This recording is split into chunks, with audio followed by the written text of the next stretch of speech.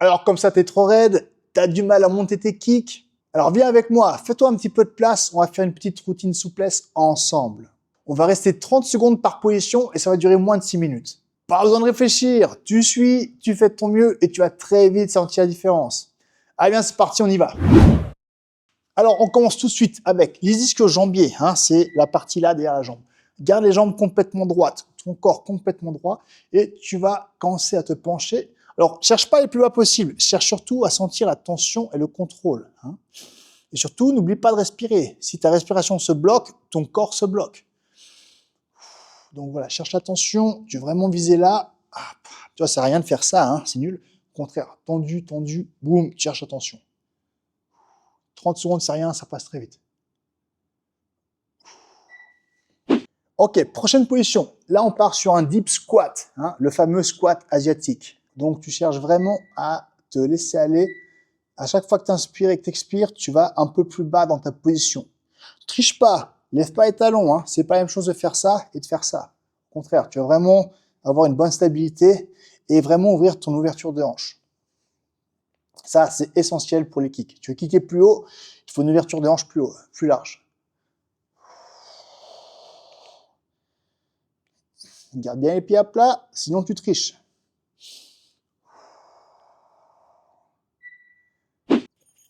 On revient sur les ischios. Donc là, c'est bien que tu prennes soit une corde, soit un élastique, ce que tu veux. Et tu gardes les jambes les plus droites possible. Et tu ramènes vers toi ton pied le plus près possible. Et comme tout à l'heure quand tu es debout, essaie pas d'aller le plus impossible. Essaie juste surtout de bien contrôler, de bien sentir tes ischios travailler. Les ischios sont trop sous-cotés, je dis à chaque fois, mais c'est trop sous-coté. Si tes ischios sont raides, ils vont stopper tes kicks. C'est la différence entre un kick forcé et un kick fluide, relâché, qui va partir vite et fort. Et c'est parti pour l'autre jambe. Donc fais bien les deux jambes. Là, plus tu es souple ici, plus tu vas récupérer vite ta jambe quand tu fais des kicks. Et si ça commence à trembler, tu as trouvé ton point faible. N'oublie pas, respire profondément, relâche bien. Sens ton ischio se relâcher un peu plus à chaque fois.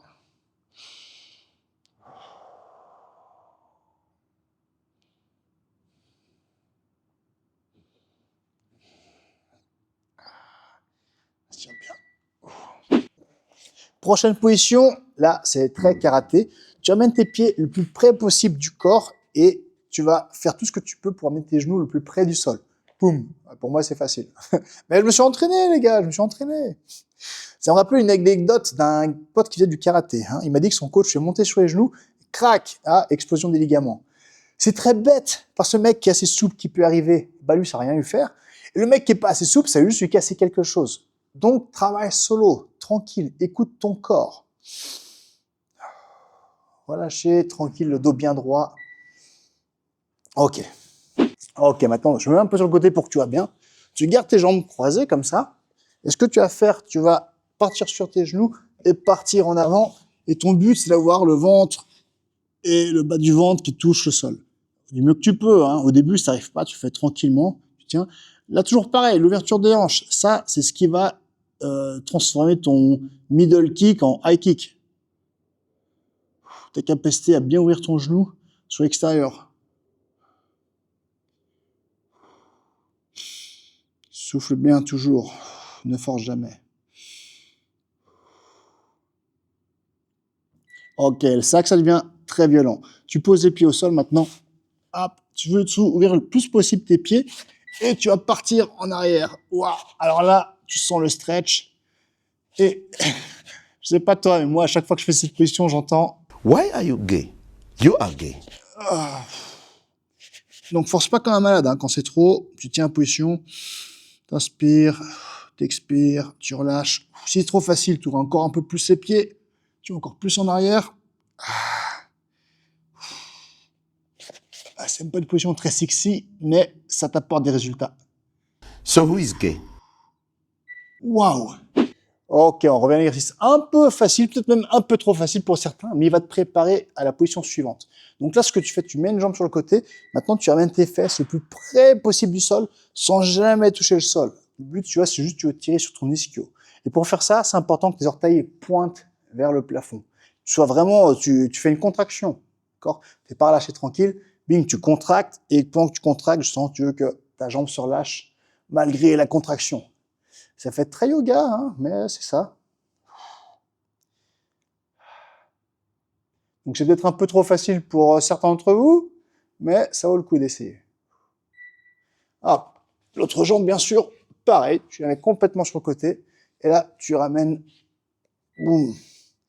Voilà, tu ramènes tes orteils bien au plafond, hop, et tu rapproches tes fesses le plus possible du sol. Tu vois, je suis parallèle au sol, mais je touche pas le sol. Bam. Et là, je suis contracté, et là, je suis contracté. Malgré que je contracte, j'inspire doucement, j'expulse, et j'essaye de relâcher le maximum.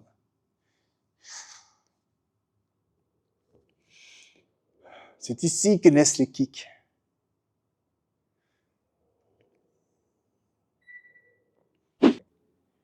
Et maintenant, la position finale. Là, on rentre vraiment en rouge. Hein. Moi, ça m'a pris du temps avant d'y arriver. Tu gardes un pied à plat, tu tends une jambe, boum, et tu vas le plus près du sol possible sans jamais relever ton talon. Hein. Ce pied doit rester à plat. Là, j'ai commencé par ma partie la plus faible, exprès, parce que j'ai du mal. Donc, si tu as du mal, tu fais comme moi. Tu poses une main pour t'aider un petit peu, mais tu gardes absolument ce pied à plat. Et c'est garder le dos droit aussi. Hein. C'est de ne pas t'écraser en avant. C'est mieux pour ça. Donc là, tu travailles tout de façon optimum. Ta hanche, elle est ouverte et ton ischio-jambier, il est tendu. Tes orteils pointent au plafond. Waouh, ça tire fort. Ok, maintenant l'autre côté. Donc là, tant mieux, c'est le côté où j'arrive le mieux. Donc comme tu vois, je suis beaucoup plus à l'aise. J'ai le dos plus droit, les orteils au plafond, un pied à plat. Si, comme moi, ça va bien de ce côté pour toi, enfin, si t'as un côté qui va bien, ou si même les deux côtés vont bien pour toi, tu vas te mettre à avoir ce pied à plat. Boum, et boum, et boum, et boum. Ça, c'est très bon pour la rotation dans ta hanche. Souffle bien. Et ça, c'est excellent pour tes kicks.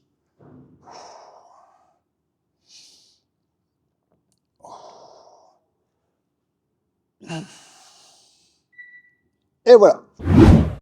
Et voilà pour cette routine. Donc, si tu arrives à le faire une fois, c'est déjà bien. Mais si tu veux vraiment des résultats, fais-la 2 à 3 fois d'affilée.